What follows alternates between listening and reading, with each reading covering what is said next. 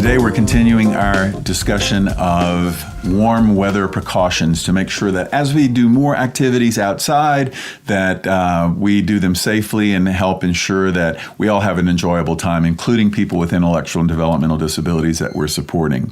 Some of you have wondered about this particular document that we call the Great Outdoors Warm Weather Edition. You can download it in the resources section at our website at replacingrisk.com. It's replacingrisk.com in the resources section. So we're going to talk about insects today. Gosh, boy, they can surely mess up fun outside, right? And they can mess up fun for people with IDD as well.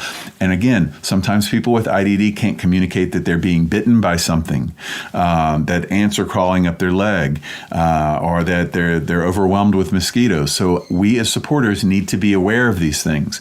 So some things that we can do. You can use insect repellent, and always make sure you use it per the manufacturer's instructions.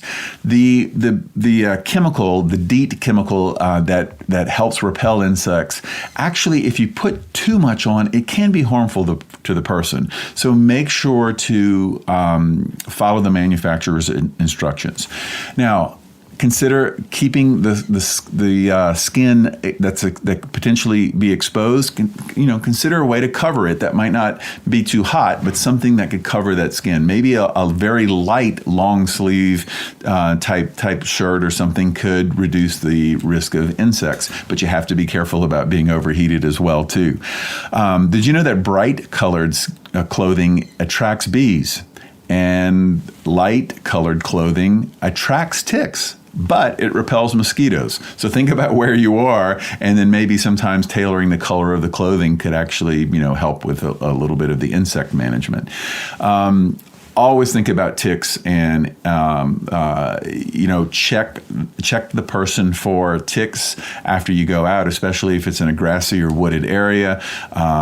We don't know oftentimes that we have a tick on our own selves, and certainly a person who has communication difficulties may not be able to do that or check for themselves as well. So check the skin for ticks and learn the proper ways of removing them as well. Avoid areas that we know that are high in insects that can be pesky. Things like areas where there are fire ants. We want to avoid those and be very careful. And sometimes people have severe allergic reactions to insect bites, particularly bee stings or wasp stings, and people can have an anaphylactic reaction that can be life-threatening, and they might be prescribed an EpiPen, which is a pen that injects epinephrine. Make sure you know how to use it, and make sure you have at least one, preferably two, available if a person has a severe allergy like this.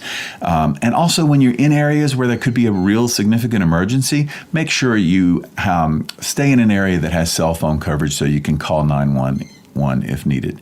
So again, you can download this full document on warm weather precautions at replacingrisk.com, and stay tuned. We've got a couple of more editions where we'll be talking about warm weather precautions.